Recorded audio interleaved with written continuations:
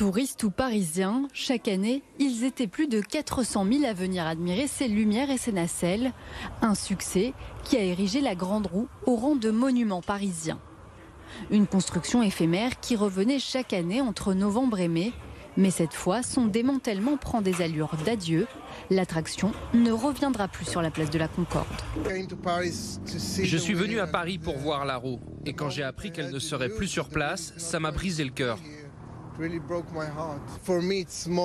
Pour moi, elle est même plus importante que la Tour Eiffel, car la Tour Eiffel ne bouge pas, alors que la Grande Roue est en mouvement.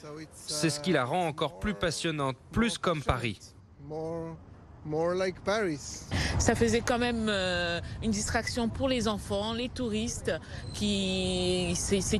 ça faisait partie de l'attraction parisienne. On a vu la Grande Roue au loin, alors on s'est dit on va aller la faire parce que c'est quand même quelque chose de magique, on voit tout Paris en haut. Une Grande Roue créée il y a plus d'un siècle à l'occasion de l'exposition universelle de Paris en 1900.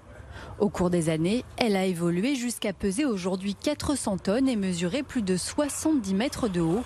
Un beau bébé qui nécessite 18 semi-remorques pour être transporté. Il faut enlever toutes les voitures, tous les bras, tous les chemins de roulement.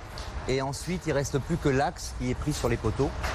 Et en fait, il faut l'attraper avec la grue, mais c'est une opération délicate parce qu'il faut bien le prendre pour pas faire d'erreur. Les opérations de démontage devraient se poursuivre jusqu'à jeudi. Après cela, la Grande Roue sera remisée en attendant de connaître son sort. Elle pourrait renaître dans un autre endroit de la capitale ou être vendue à l'étranger.